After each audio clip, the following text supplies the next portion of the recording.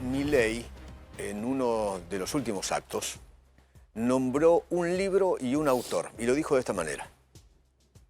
En relación con lo que estaba diciendo Manuel, enfrente tenemos a unos orcos infumables, como bien dice, que me encantó la terminología de ese gigante que es parte de la Fundación Faro, que es Axel Kaiser, parásitos mentales, es decir, y tienen la cabeza llena de todas las porquerías malas que por algo, digamos, el país en los últimos 100 años se ha hundido como se hundió.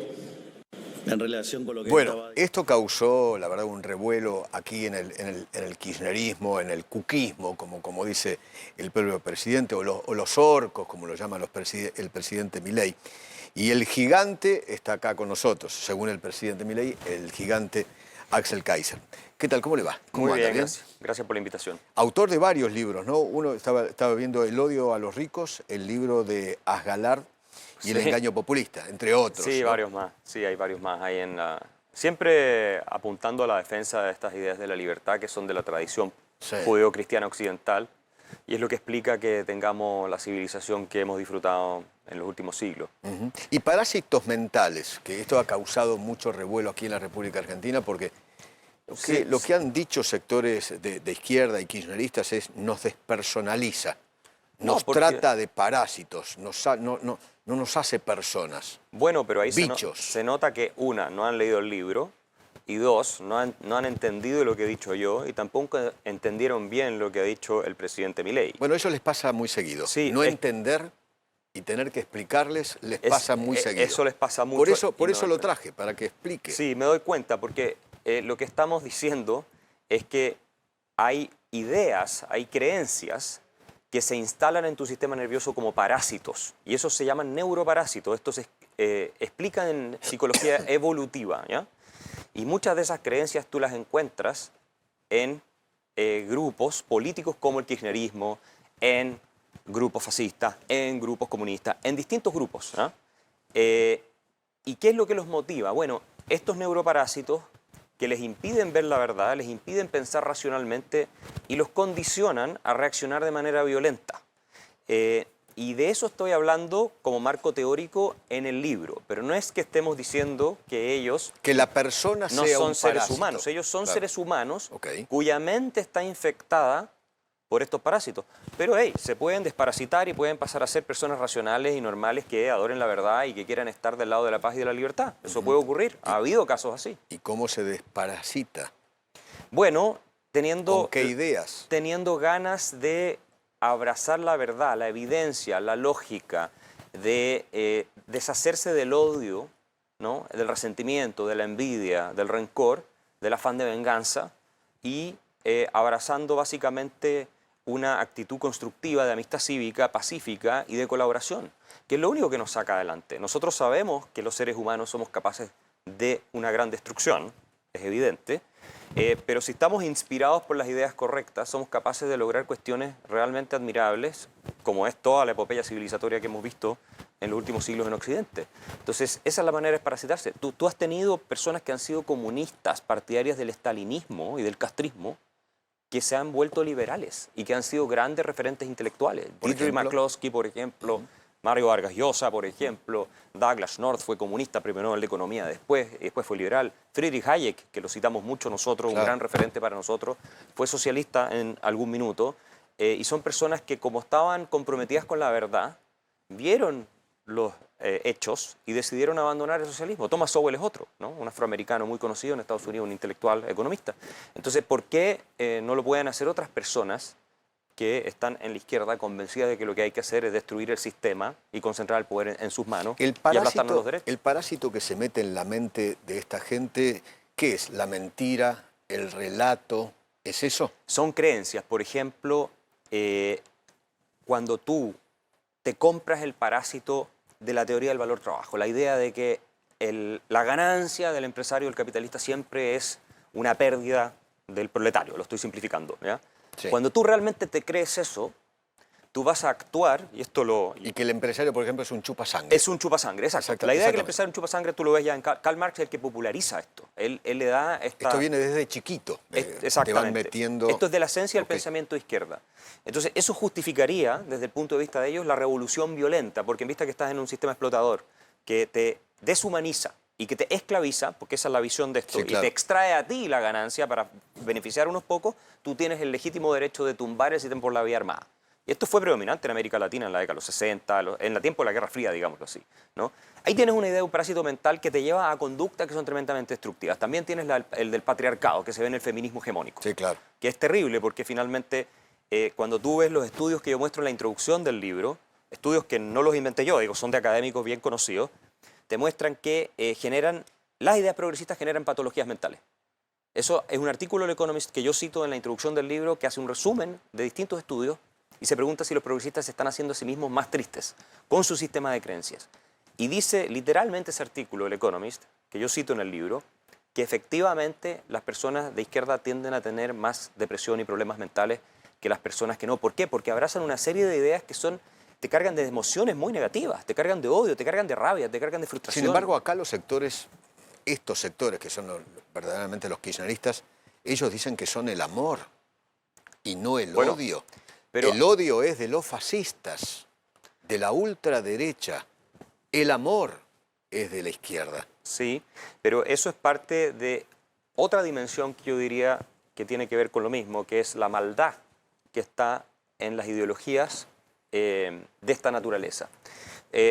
Cuando tú comparas, por ejemplo, el nazismo, que es una ideología espantosa, con el comunismo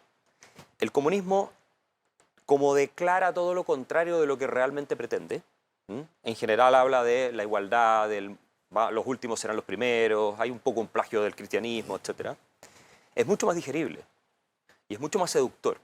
En cambio, el nazismo no plantea las cosas en esos términos, te lo plantea en términos de aquí hay un grupo superior que va a oprimir y a reprimir todo lo inferior. Entonces es completamente indigerible, salvo para los que se sienten identificados con ese grupo. Por eso el comunismo tiene mucho mejor prensa. Pero en la esencia son idénticos, no hay diferencia, ¿no? Entonces, y tan asesino uno como el otro. Y tan asesino el uno como el otro, efectivamente. Porque los dos sistemas han matado millones no de solo personas eso, además en este planeta. Tienes el ingrediente de lucha de clase en el nacionalsocialismo, porque era socialismo, y tienes un elemento racial también en el marxismo. Totalmente. De hecho, uno lee Marx y Engels sobre todo era un tremendo racista. Sí, tremendo. ¿no? Entonces, la verdad es que si uno no tiene un compromiso con la realidad, con las reglas de la evidencia, el sentido común y con ciertos principios, como el de igual respeto a la dignidad de las personas, vas a caer en estas ideologías, en estos parásitos mentales, pero al mismo tiempo te vas a presentar como que tú fueras el bueno. Y ese es el problema de todo esto. Y nosotros los seres humanos somos muy sensibles a las señales que muestran virtuosismo de parte de otras personas. Entonces esto es lo que en inglés se llama el virtue signaling. Cuando tú señalas que tú eres virtuoso, pero no haces nada en realidad. Cuando dices, no, hay que quitarle a los ricos, pagarle a los pobres, y tú estás señalando que eres buena persona, que te preocupas de los demás. Pero tú jamás vas a poner un peso de tu bolsillo para darle nada a nadie. O te la llevas. O te la quitas como y te la Cristina llevas. Kirchner y compañía. Y te la robas. Pero los seres humanos caemos en ese engaño. Pero el que lo está diciendo, una de dos, o sabe perfectamente que está mintiendo, o algo peor todavía, ya no es capaz de distinguir la mentira de la verdad. Axel, ¿le puedo hacer escuchar al gobernador de la provincia de Buenos Aires? Y me gustaría si entra en la categoría de su libro, ¿no? Si tiene algún tipo de parásito mental diciendo esto.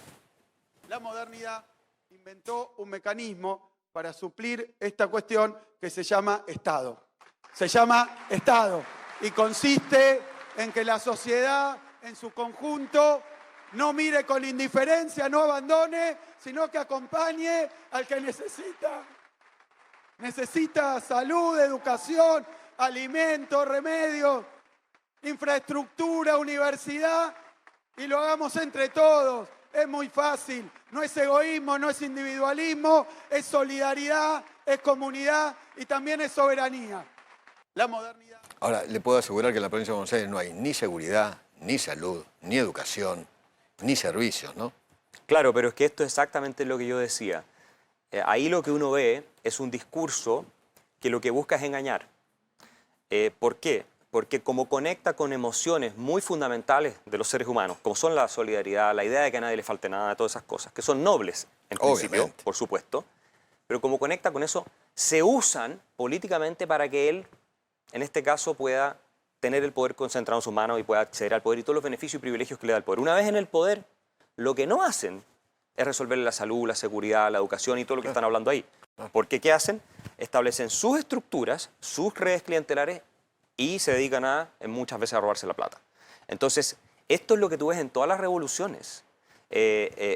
Todos los comunistas hablaban en esos mismos términos y terminaron en dictaduras sangrientas con campos de concentración, sin excepción en todas las culturas en que se probó, y se probó en todas las culturas. El comunismo Ahora, la terminó derecha igual. también, en muchas oportunidades, terminó de la misma manera. Y termina robando. En dictaduras, en sangre, ¿no? También Sí. la derecha y la ultraderecha tienen sus relatos. Ha habido, bueno, se suele decir que, por ejemplo, el nazismo era de derecha. Pero la verdad, cuando uno lo analiza en lo económico, era un sistema socialista controlado desde el Estado completamente, con la promesa de cosas como las que está diciendo ahí Kicillof. O sea, ¿Y Milei, cuando por uno ve ejemplo? los discursos... ¿Y el presidente Milei es de derecha o de Presidente Milei, ultraderecha? yo no lo pondría en ese campo porque es una persona que cree en la libertad, en el libertarianismo. La derecha suele asociarse más con ciertos instintos colectivistas cuando es esa derecha que hablan de ultra, que puede ser este nacionalismo, no el patriotismo, que es otra cosa. Un nacionalismo no sano, sino un nacionalismo malsano, ¿no? El patriotismo es un nacionalismo sano. Y los liberales clásicos libertarios nunca nos hemos sentido demasiado cómodos estando en un lado o el otro. Como digo, a los nazis le decían de derecha y en la práctica eran exactamente lo mismo que los comunistas cuando gobernaban. No tenían ni una diferencia. Y en la esencia doctrinal tampoco tienen diferencia, más que un par de cosas marginales. Entonces, es muy difícil esa distinción. A Ahora, Milei lo tildan de fascista, es una de estupidez. autoritario, No, es una estupidez. de dictador. Bueno, lo tilda la gente izquierda que quiere ser dictador. Porque mira, yo creo que acá el mejor libro que se puede leer es Orwell. 1984. Orwell era un genio que venía de la izquierda, que había sido socialista, Orwell, digamos. Y él detecta que la clave de los socialistas para lograr su proyecto de concentración de poder total es invertir y pervertir completamente el significado de las palabras. Y por eso, en 1984, ¿cierto?, que esta gigantomaquia del sistema socialista ruso, soviético, él dice que el régimen te dice que la paz es la guerra, que el amor es el odio, y así, te dan vuelta a todo para que tú creas todo lo contrario de lo que se está diciendo. Entonces, ¿qué hace la izquierda? Y esta es una táctica muy antigua. Al que no es fascista, lo atacan de fascista, pero los fascistas realmente son ellos. Y queda en evidencia no solo en sus ideas, sino en la forma en cómo se comportan y lo que apoyan. Porque cuando tú ves un régimen como el de Maduro, apoyado por la izquierda latinoamericana, por ejemplo, ¿quién es más parecido al fascismo o a la dictadura de esa naturaleza? ¿Un presidente liberal que no le está persiguiendo los derechos fundamentales a la gente como Milei? ¿O un Nicolás Maduro que sí es socio y aliado y le gusta a la gente izquierda en Argentina? Pero le dicen fascista, no a Maduro. A él le dicen demócrata. Lo mismo que la izquierda chilena, el Partido Comunista Chileno. En Cuba es una democracia no perfecta. Eso, así la definen. Cuba es una democracia no perfecta. Y eso es parte de la doctrina, tergiversar, invertir el significado de las palabras para que no puedas pensar con claridad. Ustedes en Chile tienen un problemón con Boric, ¿no? Boric es representante, un poco de mejores modales, digámoslo así, de esta misma izquierda, parasitada mentalmente por ideas que son destructivas para el orden social y que lo que buscan es favorecer un proyecto de poder, porque esto es lo que hay que entender.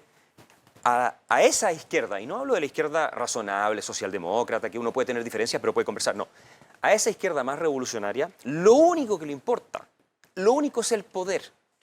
Están inspirados por una ideología cuyo fin y propósito exclusivo es el poder.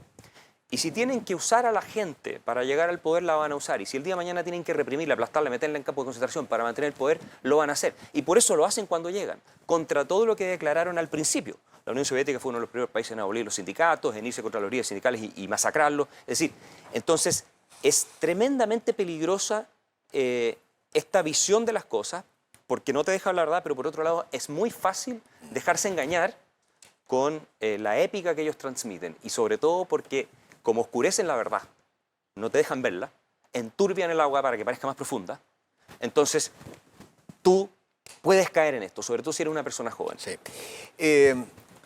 La nueva forma de hacer política es con violencia verbal, como por ejemplo lo hace el presidente Milei y otros presidentes. Trump, por ejemplo, ayer, por ejemplo, también, El presidente Milei, por ejemplo, decía esto. O sea, tienen un descontrol de los números, pero ¿qué quieren? Si, digamos, el soviético suma con dificultad, no puede sumar ni con un ábaco. Si me corren un poco, creo que hasta tiene dificultades para hacer un cero con un vaso. Nunca se le pasó por la cabeza a este pelotudo bajar el gasto público. Nunca.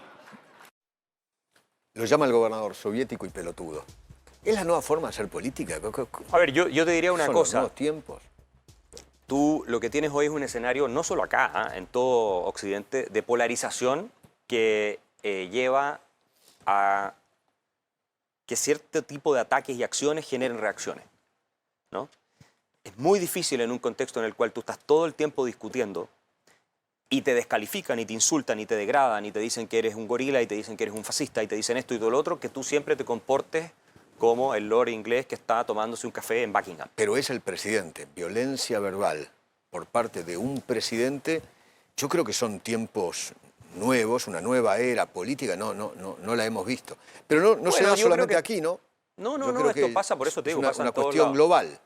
Yo creo que es parte de un fenómeno en el cual si tú ya no estás... porque los términos... La pregunta es cuáles son los términos del combate, ¿cierto? Y nosotros estamos cada vez más en esta polarización de amigo-enemigo. Es así. Y los términos del combate, una cosa es entrar a un ring de box y boxear, con las reglas del boxeo. Y otra cosa es un todo vale. Entonces en el todo vale, a ti no te pueden pedir que tú sigas las reglas del box. Porque vas a golpear con las rodillas, vas a golpear con los codos, patadas, todo lo demás. Y hoy, lamentablemente, en el mundo en el que estamos, si tú quieres poder defenderte y sobrevivir, tienes que entrar en las reglas del combate que te puso el adversario. De lo contrario, te pasa por encima. Porque si yo voy con la regla del box contra un tipo que pega todo vale, probablemente me va a liquidar, ¿no? A igualdad de condiciones, me va a liquidar. Entonces, lamentablemente estamos en una situación que ninguno de nosotros hubiera querido, en la que es tan vil el nivel de ataques que recibimos, y me ha pasado a mí, le ha pasado obviamente al presidente Milei, las mentiras que se organizan desde la prensa, desde cierta prensa, porque no es toda la prensa, pero cierta prensa, yo sin ser presidente las he vivido, de desprestigio de todo lo demás, que finalmente si tú no te defiendes de una manera que es categórica y agresiva... ¿A usted le han dicho fascista, nazi? No, a mí eso es lo de menos, pero te hacen operaciones, te montan historias supuestamente para meterte en escándalos de los que tú no tienes absolutamente nada que ver ni sabes nada, te inventan que tú, qué sé yo, cuestionan tu carrera, o sea, todas estas maniobras indecentes que la verdad son operaciones políticas para destruir tu imagen. Entonces llega un punto en que tú también tienes que, sin caer en eso, porque eso nosotros no lo hacemos, nosotros no llegamos a ese nivel de estar mintiendo, ¿no? Y organizando campañas de difamación en contra de personas basadas en puras mentiras. Lo que sí hacemos es de pronto llamarlos pelotudos, porque la verdad es que son muy malas personas. Y también la gente que nos sigue y que no quiere que estos países terminen hundidos y explotando en hiperinflación, como iba a ser el caso de Argentina si no llega a Milei, la gente que nos sigue también espera que nos defendamos.